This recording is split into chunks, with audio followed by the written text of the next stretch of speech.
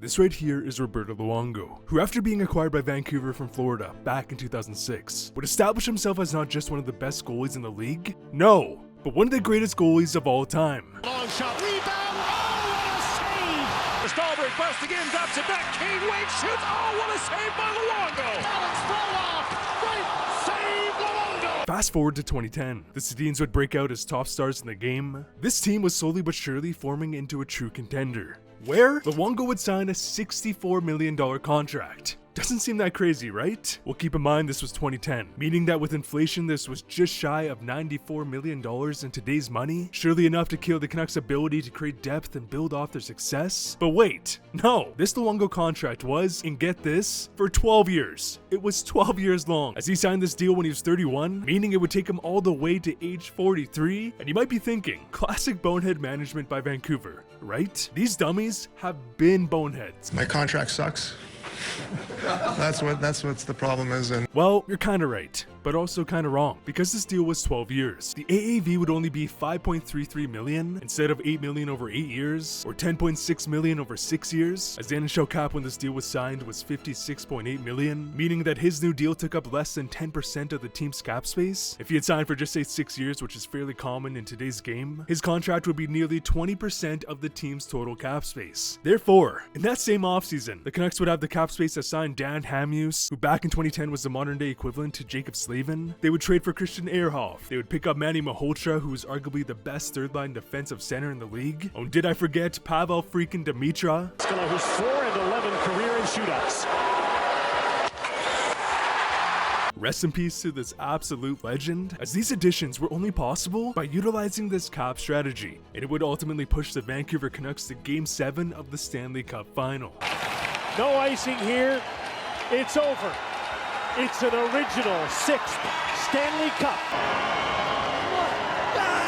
But guess what? It gets even more absurd, because after witnessing this strategy, the New Jersey Devils would take it to another level, because in that same year, they would sign Ilya Kovalchuk to, and get this, a $100 million contract. In today's money, that's over $147 million. Leon Draisaitl just signed for $112 million, meaning that Kovalchuk's contract with inflation got paid $35 million more than Leon Draisaitl, the biggest contract in NHL history. But okay, how in the hell was this possible? Kovalchuk signed for 15 years, meaning that his contract would have expired this season where he would be 42, which is just absolutely absurd. And you know the deal. They would have ample cap space to add another star in the league, keep their core together on top of signing depth pieces, where they too would make it to the Stanley Cup Final. Larson stashed in deep side of the net, score!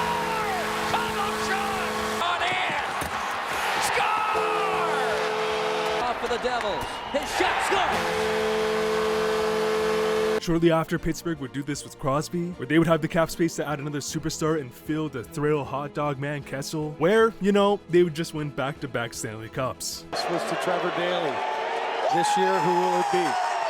Ovechkin would sign for 13 years in Washington, and his cap savings, although not immediate, would of course play a big role in creating more depth to his 2018 Stanley Cup win. Funny enough, the Vancouver Canucks and Flyers would offer sheet Shea Weber to a 14-year deal, and guess what? Weber would also end up in the Stanley Cup Final, but with Montreal. Back in 2013, the Minnesota Wild would hand out identical 13-year, $98 million contracts to Zach Parise and Ryan Suter, which would be bought out. Tampa Bay would do the same thing with Vincent Lecavalier, and the team who started this whole trend was who else but Garth freaking Snow, because back in 2006, the New York Islanders would give Rick DiPietro a 15-year, $67.5 million contract, which as we know would age horribly. And fun fact, the guy is still getting paid $1.5 million per year until 2029. Rick DiPietro retired from hockey in 2014. He hasn't played more than like 5 to 10 games since 2008. That was 17 years ago, and he's still under payroll. And the Islanders and Garth Snow would still do this after an even bigger disaster, which was the Alexei Yashin 10-year contract signed by Milbury. And even though this strategy blew up in the faces of many teams, for many others, it would directly lead to a Cup or Stanley Cup Final appearance, as teams identified a way to manipulate the salary cap by giving out more years, not caring about how these contracts would age, knowing that it could lead to unstoppable depth in the playoffs, as this strategy was called cap flattening. The more years to the deal, the lower the AAV. It's a pretty simple concept, and we still see it today. Trent Frederick for 8 years, are you kidding me? What a bizarre signing. Well, cap flattening, baby, as teams did this to manipulate the system, which was clearly clearly leading to an advantage. Yeah, it was high risk, but with the parity of hockey, if this led to a cup, it would be hands down worth the suffering long term, especially for a team like Vancouver who has never won a Stanley Cup. However, Gary Bettman and the NHL would quickly realize this was slowly but surely creating a massive problem. That is, dead money. And today's video is sponsored by SeatGeek. Now that the hockey season is over and we're entering the off season, you might be sad like me, but you know what would turn my frown upside down? Seeing a concert. Maybe go and see Theo Vaughn in Calgary this summer, because guess what? Not only is SeatGeek the premier location to pick up tickets to your favorite team, but they're also the premier location to find tickets to your favorite band or artist. With so many artists on tour, make a memory this season and use SeatGeek to get you there. Morgan Wallen, Metallica, Beyonce, Tyler the Creator, Post Malone are all on tour. You can see The Who's farewell tour for $35 in Toronto.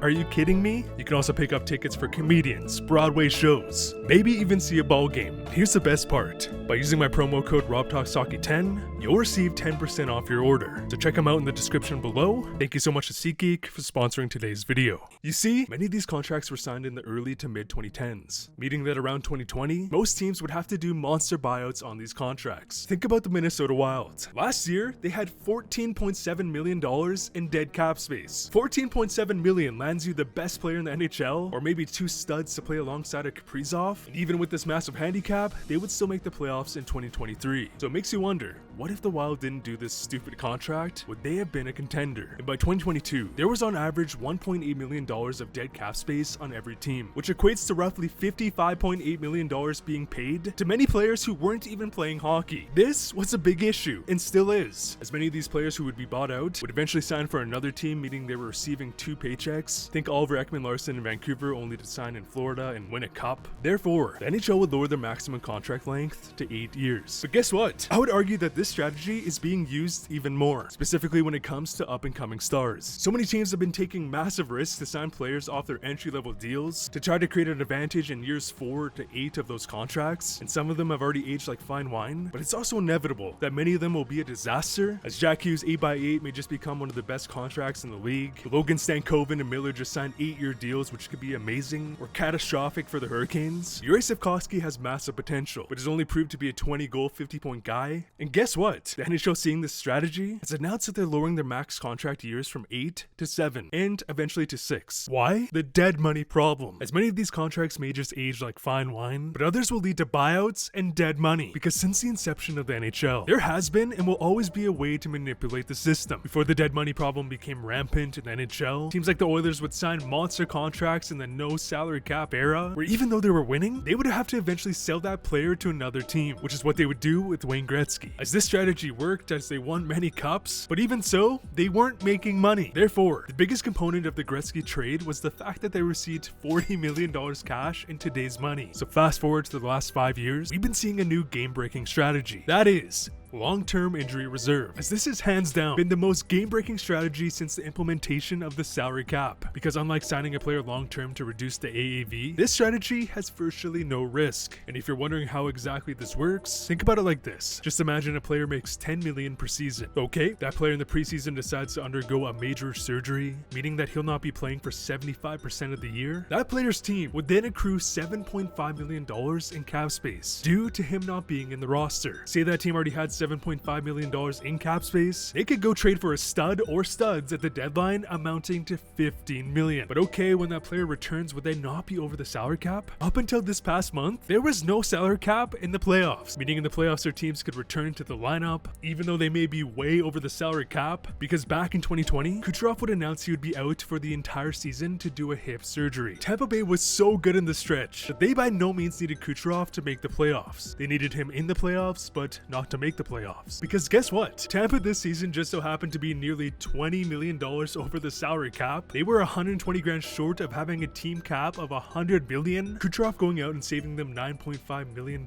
plus other injuries throughout the season meant that this team was loaded for the playoffs, where they would win the cup. We have a back-to-back champion.